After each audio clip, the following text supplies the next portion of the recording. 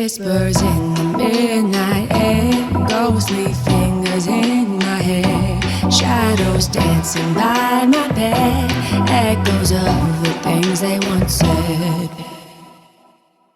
Hello, welcome to another episode of Ghost Girls for the ghost curious or the skeptics and everything in between. For anyone who's at a what the fuck was that moment, this is for you. I'm Leah. And I'm Nicole, and together we're just a few curious girls. Curious cuties. Ready to maybe get even more curious over the course of this episode. Today we have Simona here. Simona Shapiro. Did Simona I say that right? Shapiro. Yeah. Okay. So today's guest is the wonderful Simona Shapiro. She's an intuitive reader, tarot and astrology practitioner, and an all-around mystical powerhouse based in Newport.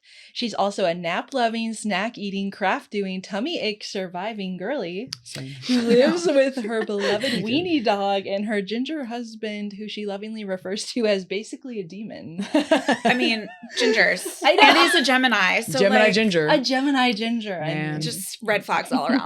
We have double demon Gs. energy. Simona's journey into the paranormal wasn't exactly planned. She went to a psychic for a reading and ended up discovering her own psychic gifts. I can't wait to hear about that. Eventually turning them into a career. Her work bridges the mystical and the everyday with a gift for spotting the spirits that show up during readings, the gremlins that followed her home from Taos. Also excited to hear about these gremlins. And the party that apparently never stopped in her childhood basement. She's got a playful spirit, a big heart, and a deep well of insight. And we're so excited to talk with her about all things energy, intuition, and the wonderfully weird world of the unseen. Simona, welcome. Welcome, Hi. Simona. We're Thanks so for happy being here. for being here. I know. Thanks for having me. This is so Oh fun. my gosh, I'm so excited to talk to you. I'm a little intimidated by you because I feel like you can see through people's souls. Oh my God. No, we don't do that without consent. This is Okay. this is not. I don't feel judged by you. I just feel like you know things, you know. Like yeah. you know who we are, kind of. Yeah. I mean, I do know On who a soul you are. level. Right. A little bit. We're getting there. Yeah, We're getting there. We're Probably getting takes there. time. Probably Yeah. takes time. You said in your form that we have everyone fill out, like, you mentioned crafts. What crafts? You mean like witchcraft or arts and crafts? Yeah, we were debating that this Oh. morning. That's a valid question. Both.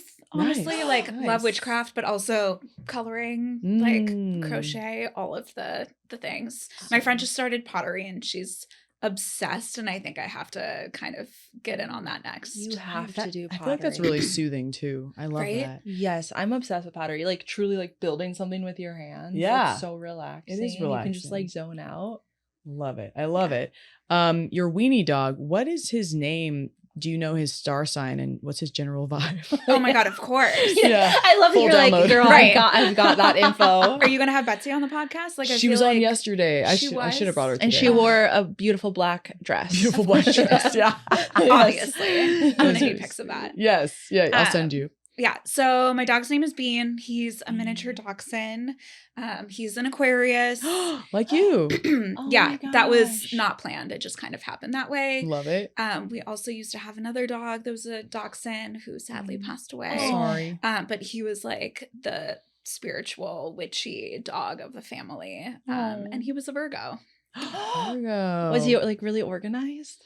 He was not. So He's like organizing his toys or Right. something. Yeah. So we actually had an animal communicator come and talk to them, Oh, and cool. she said that Bean was kind of like the ASU frat boy. What? That was his vibe. Ooh. And that Boone was basically our first dog. Was he had like a very important role in the astral realm, and he would help spirits cross over when they pass. Boone? Like, Was he the the one that was sweetest. deaf? Or no? I mean, he was basically deaf Oh, yeah. by the time that you Because met him. I kept like saying sweet, affectionate things to him, and you're like, I don't think he can hear you, but he knows what you're He going does. for. Yeah. How did you feel when you heard that Bean was an ASU frat boy? Literally not surprised at So all. you picked up on that. Oh, he's He's like doing keg stands in the corner. just like such a spaz, and Oh. the way that he presents himself, he's just such a like bro. you You know, like if you were to put a voice to it, I I'm love gonna it. leave that to you because Oh. you're the comedian and impersonator. the voice to it. I'll think of Yeah. one. I'll think of it. Yeah. But very much just like frat boy. He's like, "Sup, mom? Let's Yeah. go on a walk." I love that That's so right. much. I don't know why I made him from Jersey, but So you mentioned there was a party happening in your childhood basement. So it wasn't actually my childhood basement. Oh, okay. This was the home that we lived in Denver for a few years. As an adult. As an adult. Okay. Oh. So this was like a few years ago. Okay, so this is recent. This yes. is recent. Yeah. So we moved into this home, and every once in a while, like I would go down to the basement and we would like watch a movie or hang out, whatever. And anytime I would go down there, I would leave super overstimulated, which doesn't really make sense for sitting in a dark room in a basement. Yeah. And then we would be in a different part of the house and I would start to hear things like champagne glasses clinking or just weird little chatter bits. And Brian, my husband, not a believer, first of all. I was going to ask, is he a believer? He works in financial investments and management. The polar opposite. The furthest thing from like paranormal, spiritual. Correct. So he was just always like, you're insane. You're just hearing things. There was just always this like little bit of noise coming from the basement that I would always hear.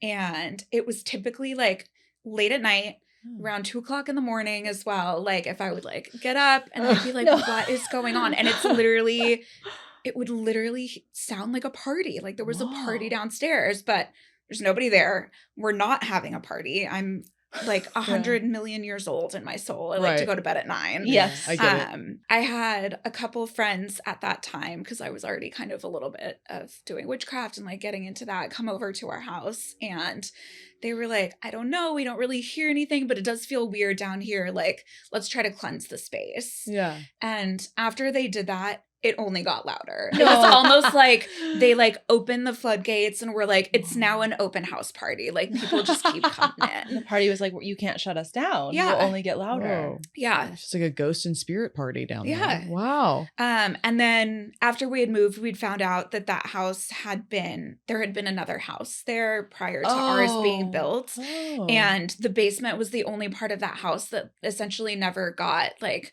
torn down and replaced. Like they had remodeled it.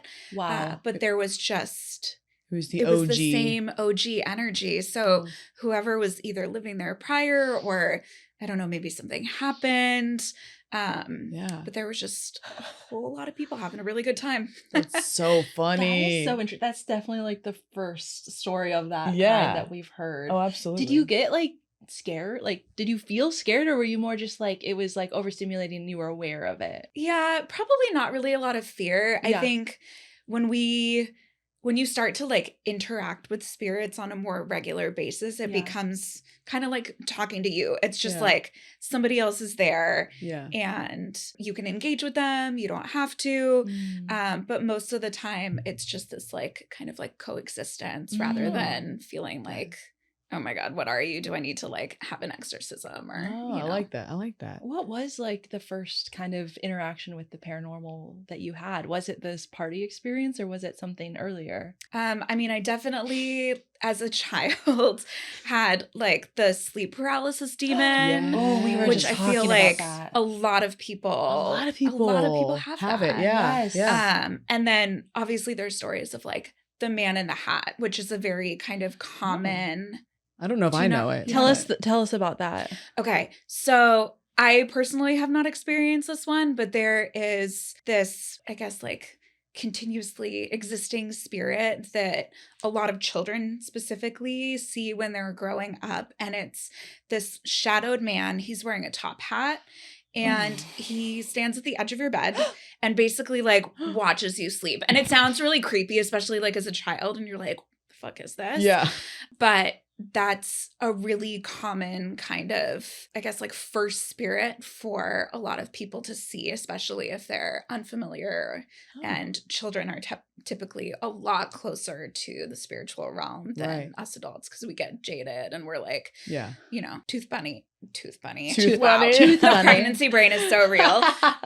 Tooth fairy, like the Easter bunny. Like we have all of these stories that we're told as kids. And so it's easy to just like chalk it up to our imagination when we're younger. But a lot of the time what we're seeing is so real. Yeah. Wow. The man in the hat. That Watching you sleep. I'm Why does kinda- that make me horny? I'm just kidding. I'm sorry. I'm just I'm kidding. kind of freaking out because we did a solo episode yesterday, and I was telling Leah, yeah. I for like the first like decade of my life, I had a reoccurring dream about a man watching me sleep. Like probably what did I say? Like every week, once a month, and then it culminated in college, and I woke up and there was actually a man watching me sleep. Like someone had broken into my house, Physical, and real. he looked exactly. But it was like that. What you're describing as like the hat man. It was like definitely that energy, just like always at the edge of my bed. Yeah. Isn't that weird? And it was almost like these dreams that now I'm realizing might be like a shared experience. Yeah, like culminated in absolutely. like, It was like something real. Your subconscious was like prepping you for what was going to happen. Yeah. And luckily that's where it ended. Like he just was watching her sleep. Yeah.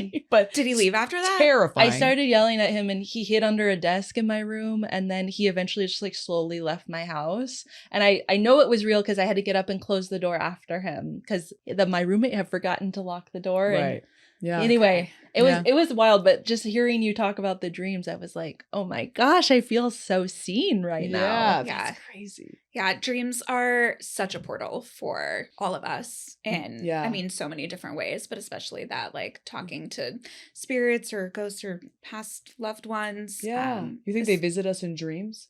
I think a lot of people do. For the most part, we don't remember our dreams unless we're in some sort of like active dream practice where people are waking up and journaling. There's obviously this like whole subset of people analyzing dreams and what everything means. But there's a lot of people that, especially if you like ask them, they will show up in your dreams for you. Ooh. My friend Anna, not to throw her under the bus, she was not talking shit about her mom, but like sharing an unflattering story about her mom who's since passed. And her mom that night showed up in her dream and was like, don't talk about me. No way. No. And I was like, whoa, that's crazy. Was it that, or was that just kind of her subconscious guilt and karma? I was wondering up? that. It could be one or the other. Maybe she just felt bad for talking about her mom. But I want to talk to you. Well, I want to talk about so many things. So you saw a psychic yourself, right? And and that was what kind of inspired you to tap into your own sort of psychic abilities and gifts. Or? Yes. Nice. Yeah. So shout out to Elizabeth. She's amazing. She's in Denver. If you need a psychic in Denver, go see her. That's like my sidebar plug for her. I love it. Love yeah, that. I want to see her. She's so good. But I went to go see her because I had a friend go see her and she was like, no hate. I feel like this woman is completely insane. Like, will you go and basically like vouch for me and like see if it's the real deal? I had never seen a psychic before. I was obviously like interested in seeing one, but I had nothing on the radar in terms of, I want to go be psychic or work with spirits or anything like that. And I went to go see her. She pulled cards for me. She made a comment about something from my past that literally no one would have known. Like something that my mom had told me when I was younger that there's no way. And there was just no chance. And so I was so blown away. And we just kind of like really hit it off that day. And I started talking to her and everything kind of like all of the weird little misunderstandings from like my childhood and weird dreams or like sleep paralysis demons, everything just kind of started to click. Wow. And I ended up working with her and taking her tarot class, and it all just kind of spiraled from there in like the most organic way. Very organic. It's just like you're called to do it. That's so cool. So you discovered through that like you had psychic abilities? Yeah. What did like I have so many questions about what it feels like to realize that, come into that, like what does that feel like in your body, in your brain? At first I was like, what am I supposed to do with this? Because at that point I was working in fitness full time. I was teaching spin. Like there was nothing on the radar in terms of, I want to even like pursue this. It was just something that sort of happened. Yeah. And I was just like, okay, I'll just start doing it for fun. Like tarot was kind of trendy. This was pre-pandemic. Oh, right. Yeah. Which, no hate, trends show up at a certain time for like a very particular reason. Yeah. And I think like collectively we were all ready for that sort of intuitive awakening and just that's a good point. Everyone in society. That's like when I bought a deck. Yeah. That time. Yeah. Absolutely. Right. Everybody was just like, okay, let's like download the CoStar app. And it was telling us like all of these ridiculous like little do's and don'ts and all Yeah. of that. And it was great. I love the Yeah. co-star app. It's the best. It's so fun. And so I just kind of started doing it as something that I liked and was interested in. And then I started teaching it before my classes, pulling cards to set an intention for the class to kind of like bring the energy together. And then when COVID happened, our studio closed down and people still kept asking and said, I'm really struggling. I don't know what I'm doing. Can you pull some cards for me? And so I just kind of slowly kept doing that. Yeah. And now I'm here doing it full time, and Yeah. studio's still closed, but I live in California. So New Right, location. right. new location, new opportunities. I feel like you do like some big events too, like for your, I mean, you probably see private clients, but you like, didn't you do like an event for like Amazon or something, like reading people's, I don't know if you want me to share that. No, you can share that. It's all, But it's it's really all, like, cool. free But that's like pretty information. legit, you know? Yeah. It was really, really fun. I do a lot of brand activation that's right. and kind of like corporate, not event work, but corporate, like if there's team building, a lot of the time they want birth chart readings Ooh. so that you can kind of help your team communicate better and kind of understand each other on a deeper level, which is Yeah. great. I did Jeff Lewis's it's like the Hollywood house lift, where basically they would like come in and they like revamp a whole house and like do this whole thing. Gotcha. And they were having a wrap party and invited me to come read cards for them, which was great. It was at the Sunset Tower Hotel, which right down the road here, which Oh my gosh. highly recommend you go. Is so haunted, but it's haunted in a really fun way. Ooh. There's so much energy in like there. they're partying, like the ghosts. Oh Maybe yeah. champagne is clinking. Yes. I love it. Yes. There's mischief. I a lot of love it. that. I'm Yeah. my interest is Yeah, maybe we should pop over there. I know, maybe. We'll have an appetizer. I don't know if you can do that. Maybe. But I have so many questions about this. So are you utilizing cards mainly to kind of channel like the psychic openness that you experience, or do you find yourself kind of utilizing different tools, or like how does that manifest? Typically it's tarot. That's my personal favorite form of divination. Obviously there's runes and tea leaves and Tea leaves. I forgot about tea leaves. yeah, there's so many different ways to do it. Some people channel by essentially just like closing their eyes and journaling. Wow. And whatever comes through in that writing, they're doing specifically, whether it's for themselves or for a client or, you know, whatever. nice. And so there's so many different ways. Tarot is my personal favorite. Yeah. I just feel like I get the best read that way. Mm. But sometimes spirits want to come through and have something to say outside of that. And I've also had that happen during readings, which is sometimes fun. And other times it's a little bit overwhelming. So what Oh. does that feel like when there's like a spirit that wants to communicate? Does it feel like a narrative is being implanted into your thoughts, or does it feel like some other type of body response? It kind of depends. I've had experiences where I was reading for someone and she had that experience prior where somebody from her past had come through, and I was reading cards and all of a sudden I had this like, it felt like somebody was touching me. Ooh. But we were in a closed room. There's no windows or doors that are open. And it was just this tap Whoa. on my arm. And I was like, is there somebody that you've interacted with in the past, like spiritually wise, or somebody that's left you? And she's like, God damn it, my mom is back. Oh, She knew And immediately. she knew immediately who it So was. funny. And she was like, what does she want this time? She's like annoying her Annoying. like, Yeah. from another realm. Mom. And so I guess like she comes through anytime this girl gets a reading. And I was like, I have never had somebody that comes through in such a consistent manner for someone. And so at that point, I wasn't even pulling cards. It was just like essentially like what to a stranger would be random information just coming out of me.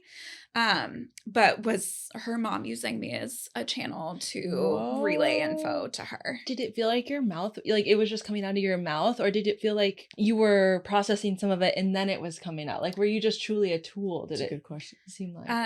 It feels like just knowledge, Mm. if that makes Wow. any Yeah. sense. It's not necessarily a thought that I process. It's Right. almost Yeah. like the way that you just say something out loud. Yeah. Like, literally anyone. I mean, What literally. if she's like, honey, you looked better blonde? I don't know. Why are you brunette? Right, Like, like, things what like, was I'm that? just kidding. Like- But maybe, I don't know. Like, I mean, because she seems annoyed that her mom's there. Yeah, the mom's like still in that. I don't the mom's like judging that. the hair color. Yeah. Like, Yeah. that's what you came back for? Oh my God. Yeah, but can you imagine? She's like, listen, I'm looking out for you. That's so cool. When we were reading the form that you filled out, you mentioned something about Gremlins in Taos. Am I saying Taos right? Is that in New Mexico? Yeah. Okay. I just went away on like a girls' trip during COVID. We were trying to get out of town. Obviously, everybody was very much cooped up and like bound to their homes. And we wanted to leave, but didn't necessarily want to, go too far. Yeah. Went to Taos and stayed in the Earth homes. I stay in those every year, the Earth ships. Aren't they amazing? Yes, I might. Yeah, we go every year and stay in a new one. They're so wonderful. I want to go. You should. Did you stay in the community in the mountains or the one on that, like the flat plateau? The flat plateau. Okay, I love that one. Yeah, that's kind of like mountainous a little bit. Yes. So it was snowing while we were there and it was chilly and it was just so nice. And I had gone with one of my other kind of witchy friends and she brought her dog. Oh. And she's the type of girl that listens to murder podcasts to like soothe herself to sleep. And so she had gone to bed. She like had her headphones in. She was tapped out. She was like gone in the other room. And I'm trying to go to sleep. Her dog comes in and is racing around my bed. Oh my gosh. And I'm like, what do you want? Like, are you hungry? Do you have to go to the bathroom? Yeah. No, she's sniffing around. I'm like, okay, something else is going on. And the second that you become aware of it, that's when everything kind of starts to get like clearer. So I wasn't really like, oh, there's obviously spirits. Like I'm in Taos. Yeah. Right. It was just my friend's dog is doing something crazy. Let me like help her figure out what's going on. Yeah. Like she was chasing something around the bed. Wow. And so I got off the bed and was like, okay, let's figure out what's going on here. Yeah. And it literally felt like these like little, do you remember Furbies? Oh, Yes. yeah. Such a throwback. I'm showing my age right now. I but had like one. I had one too. Yeah. terrifying. But They're scary. that exact vibe, like kind of like cute, but also creepy. And like you kind of just are like, ew. Yeah. Also at Yeah. the same time. So it was like a lot of those. Like that was the energy and the vibe. And it wasn't necessarily Like a how many sound, of them? like a little collective, like a little group. Nice. A collective. Nice. I love A that. collective. Wow. And they were just constantly moving around. The dog, I had to like Wow. kick the dog out of the room. I was like, I don't know how to get rid of you. We tried to sage. Whoa. And we were just like, let's open the doors and be like, hey, be free, like go Get out of here. explore. Yeah. Not only did they not want to explore or leave, I came home and went to go see Elizabeth, my psychic, and Yeah. she's like, what did you bring home with you? She felt them. She She felt them it. too. And so she was like, they think that you're their mom Oh no. and they don't want to leave. Oh my god. And your collection of Furbies. Yeah, just like this little Gremlin. spiritual gremlin Furby collective. Oh my god. And so I felt them around for like another probably 2 weeks No way. before I Whoa. finally was just like, okay, I have to do something about this. I like can't Wow. concentrate anymore. Did your dogs feel their presence? So? Or not really? No. Yeah. I mean, They just liked you. Boone was just like, he's such a vibe. He was like, whatever. Like Right, he was right. unfazed by anything. Gotcha. So he wouldn't have done it, and Bean is too busy begging for treats. to Right, be, right. You know, He's like, being a frat whatever. boy. Yeah. Yeah. It's like can't be bothered. Oh Whatever, my bro. God. Yeah. Did you? How did you get rid of them? You think? Yeah. Just time or? We did. I had my friend who was also there with her dog Yeah. help me, and we did basically like a little cleanse ritual. Nice. And a lot of the time, spirits kind of stick around because they're looking for comfort the same way that we Aw. look for comfort. And so basically doing like a little like love spell for them to be like, you're safe, you're here, you're good. Ooh. And they, I love yeah, that. and they were just like, all right, cool. I'm out. Oh, that's cute. That's really beautiful, actually. That's really beautiful. Yeah. Didn't you have a question about love spells, or did I make that up? Oh my gosh. I feel like so do you do love spells You a do lot? love spells? I don't do them often, Yeah. but I really enjoy doing them. Ooh. I've done them for single friends. Okay. Okay. And so far, 100% success rate. Oh, But Fingers wow. crossed, don't let me jinx myself here. Love it. How Love does a it. love spell work? Like explain to me as if I'm like a kid. Like I'm so fascinated Yeah. by this. So there's a physical element to it, which obviously, like since you guys are doing ghost podcasts, like you're familiar with witchcraft, there's different forms. You can be like a garden witch, you can be a kitchen witch, there's chaos witches, all kinds of things. Ooh, and so I'm that one. You're definitely that one. Chaos witch for sure. That's sorry. So I'm more of a kitchen witch. I just like take things out of my pantry. I think I learned that from my mom. She had like hundreds of herbs in her house, and I had no idea. I just thought she was insane all the time. Turns out she knows exactly what she's doing. Yeah. I love that. But so there's that physical element of you're setting an intention and bringing it into the physical realm, whether it's with different herbs or spices or candles. A lot of people use anointing oils and sigils. Yeah. And so basically you're bringing all of that energy and thought into the physical and the present. But it mostly starts with what that intention is and getting as specific as possible. There's like a whole process if you're going to do a love spell. And you really start with exactly what you want and how you want to feel with that person, more importantly. And you just go through, you like write everything out, and then eventually it all becomes this one little like tiny jar, and you bury it in the earth for grounding and for keeping it present. And then you just trust it and it shows up. What's the most common timeline for it to come to fruition in your experience with the people you've worked with? Usually a couple months. Whoa. Yes. That's pretty immediate. Yeah. If we're talking like true love. It really depends on the person and how open they are to receiving the things that they actually want. Because as humans, we live in dichotomy and duality. And so a lot of the time we say that we want something, but then when it actually shows up, like we're like pure panic. I'm out. Yeah, true. And so typically we just get in our own way. Yeah. I kind of was wondering when you were talking about how you do these readings, these, like card readings, do you ever experience someone who it's almost impossible to, like they're very closed off and it's very challenging? Yeah, all the time. Wow. It happens often, especially when any sort of like brand activation thing, I'm doing an event, people sit down because they're curious, but there's also this element of fear of what if I hear something I don't want to hear?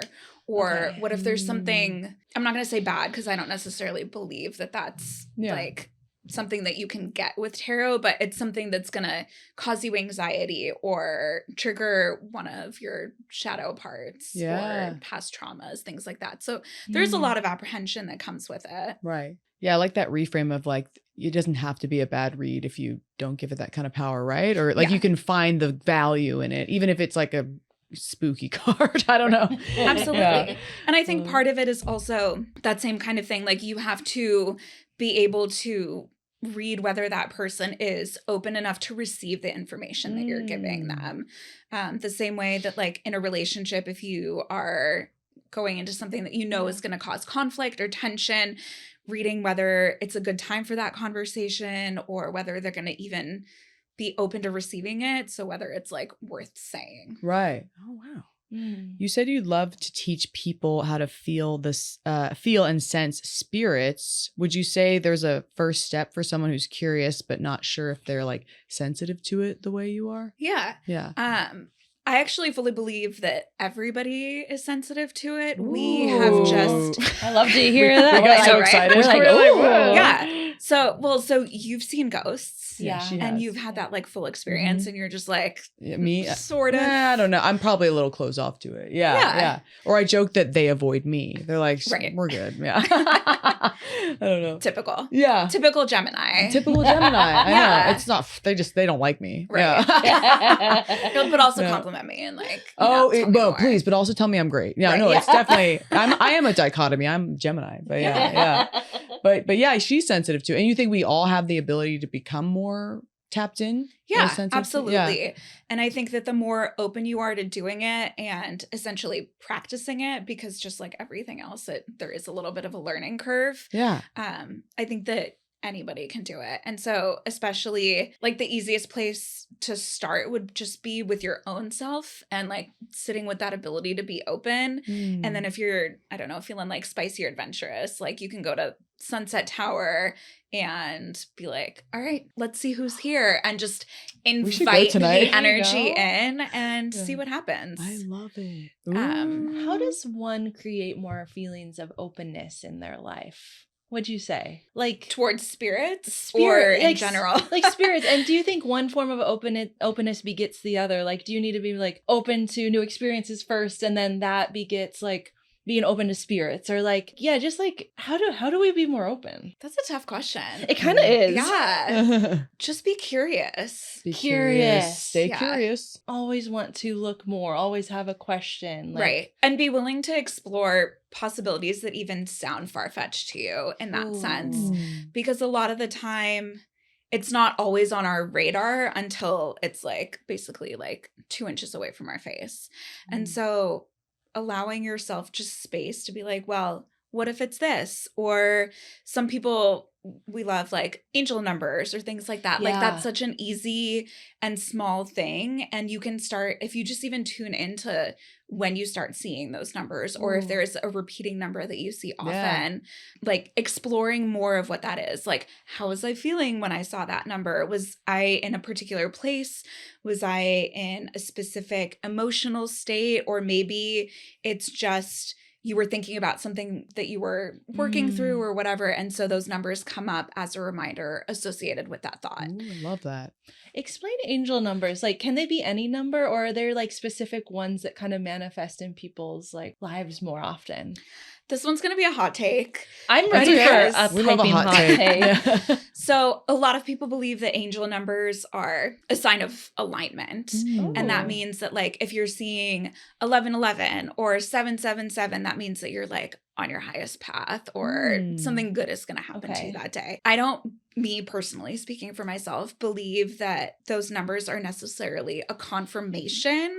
They are a tool for awareness, the same way that anything else could be. So like I see 1, 2, 3, 4 a lot. Wow. And that's my reminder to myself of like, okay, keep going. Like you are moving in the right direction. Okay. Yeah. Because I typically experience it when I'm actively working on something. Yeah. And it's usually almost always related to tarot and astrology and when I'm learning something new. And so that has become representative as like 1, 2, 3, 4 is, oh, I'm on that right path.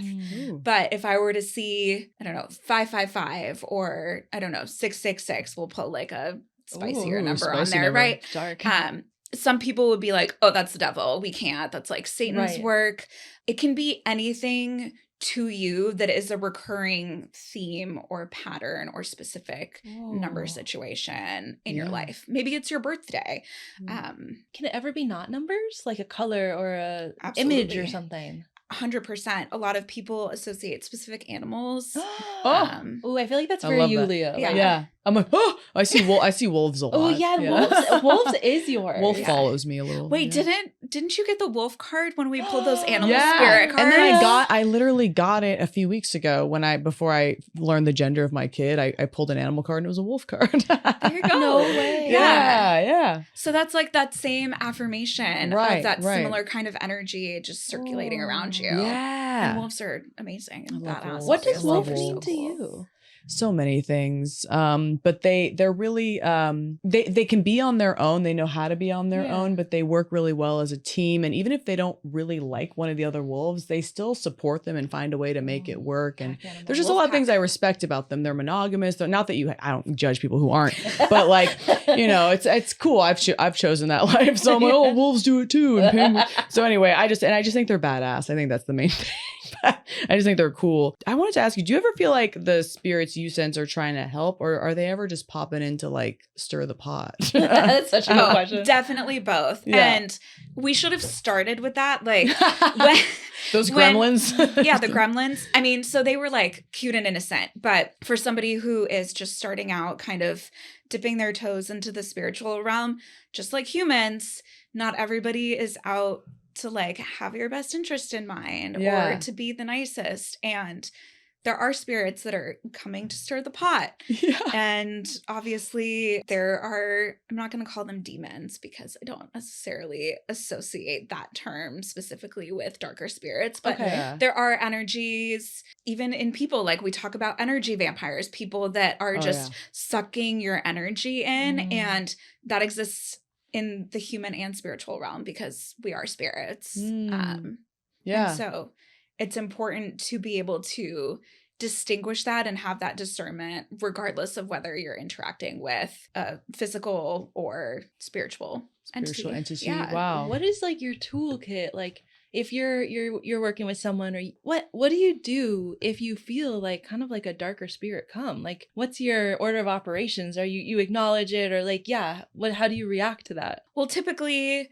before any sort of tarot or spiritual mediumship session, I'm going to do some sort of protection around myself, around the people that I know that are going to be coming in that I'm also interacting with, like physical humans. Okay.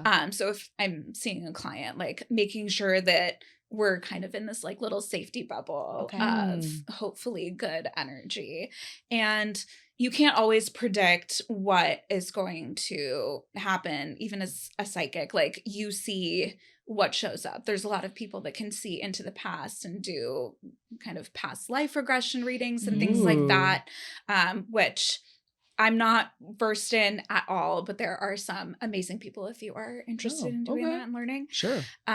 You can't always prevent it. And sometimes people just show up with their spiritual baggage along with their emotional baggage. And interesting. Yeah. The same way that you would in some sort of like really awkward party interaction, try to like minimize what's happening there and be like, okay, let's just keep it short and sweet and light. And then we'll like move on. And then you go home and you're like, okay, I need to just like shake that off. Yeah. Same thing. Say you're at the grocery store and you're like surrounded by people. Do you ever get like a hint like, whoa, that person has crazy spiritual baggage? Yes. Yes. You feel it that happens, but I try not to tune into people without their knowledge or without their awareness that I'm doing it. Dignified. It just feels a little, it just feels a little invasive. Yeah, it's like, I don't know, it's like somebody reading your journal. You know what I mean? Like our energy is this like sacred part of us. Why would you? Right.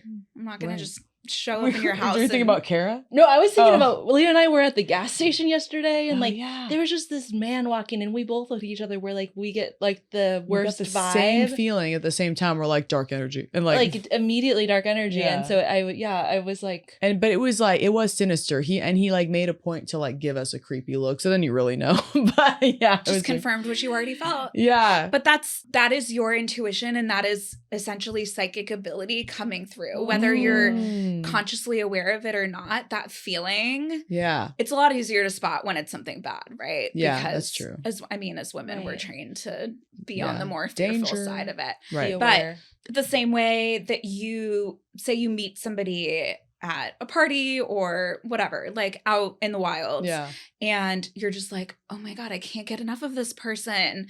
I just want to like be around them and soak up their energy, and like they make me laugh, whatever. Almost like falling in love. And it's that same kind of feeling. And that is also intuition and spirit and psychic gift coming through. We just don't think about it that way because we're too busy, just interacting with the physical being that's in front of us. Right. Is your intuition inherently linked to the spiritual realm, or do they have their own paths that sometime intervene? Ooh. I think a little bit of both. Okay. Our intuition is something that we can't often explain, right? You just get this gut feeling, and that is typically your intuition. So if there is some sort of like fear or like what if question, that's probably anxiety and your mind, and not necessarily your intuition. But when it comes to something paranormal, it will almost drop in the same kind of way for a lot of people. It's this, I just know. I have nothing to base this on. I have no evidence, no like prior experiences that would like lead you to this. It's just this piece of knowledge, like that the wolves are monogamous. Like that just shows up. So random. I know. Yeah. So it shows up in that kind of way. Yeah. For other people, it looks like it's like a movie. Like they're like watching a movie. Wow. And that really just depends on the type of clairvoyance that you have and that you're like working with and developing. And so that really just depends on the person and what helps them hear and see the most clearly. Gotcha. If you have a certain type of clairvoyance, like maybe the movie kind, can you transition or teach yourself how to have a different type? I think so. Ooh. Typically people have more than one, and some will be stronger than others. I sometimes, and this is exactly why I'm saying it, sometimes have clairsentience, which means that I can physically feel it. So if somebody has some sort of physical ailment, I will feel it on my personal body. Ooh. But I have not. Yeah, sorry. Ouch. Right. I haven't figured out how to intentionally channel that energy yet in a way that I have more understanding and control over it. It's more of something that happens. Oh. But typically it's just this like drop in of knowledge, which is the most common that I get when I'm reading tarot. And so some people hear what the channeled message is. Some people have this like movie that goes through, again, writing, like journaling. There's lots of different ways. Some people even dream the psychic channels, which is so cool. That's so cool to me. Huh. Maybe you did that with the guy at foot of your bed. Yeah, maybe I have the dream type. It sounds like you've like interacted a bit with, spirits, spiritual entities and whatnot. And like the ghosts having a party in your basement or whatever they were, and the gremlins. Have you, I feel like you told me once something about aliens, or if you want to get into it, no pressure or no. Yes. So I wouldn't say that I was abducted by aliens because I don't recall going anywhere. Okay. Right. But I had a very specific interaction with aliens. Ooh. And this was right at the time, this was probably like 5 or 6 years ago when all of the UFOs were coming up, more so than they are now. And I was like, oh, I want the aliens to come visit me. Like, I distinctly remember saying it. And then I went to sleep that night. I got up to go to the bathroom and I saw this like little like light, like an orb light. An orb? Oh, wow. Are you in Colorado or California? Colorado. This time? Colorado. Okay. And I vaguely remember telling Brian, the aliens are taking me, but don't worry, I'll be back. Like, vaguely remember it. And then, but it sounded like I was already in this bubble where he couldn't really hear me. Oh. And I will never know, obviously, if this like actually happened or what happened there. Maybe I dreamt it, but I got up, right? I got up to go to the bathroom. And then all I remember was getting up a second time to go to the bathroom after it had happened. So there was like never a point where I had basically like come back out of the bathroom. What? And then I just woke up again in my bed and was like, How I did I have get to here? pee. Yeah. And was like, and then it was just this very kind of like peaceful energy, almost like I was left in bed being like, oh, that was fun. No. But I have no idea how much time Right. was in between or what happened. What Just happened? some things are unexplained. It's even funnier knowing like Brian's a non-believer in this stuff, my and God. you're like, "Be right back, babe. I gotta go see the aliens." Yeah. This like through everything I've been like thinking about just like what does Brian think? Well, he just really loves you, so he's like, Yeah, yeah. He's very obsessed with you. supportive. Yeah. He's very supportive. At first he thought I was totally insane, which valid concern. That's so funny. I've definitely said some questionable things throughout my journey of The aliens are getting me. I'll be back. yeah. Yeah. And And he was with you before when you were just like a spin instructor, not really Right. into this stuff. That's so Yeah. funny. I love it. but he also lived in the house with the basement party. Yeah. And he was there with the Gremlins. Yeah. And so he's been there.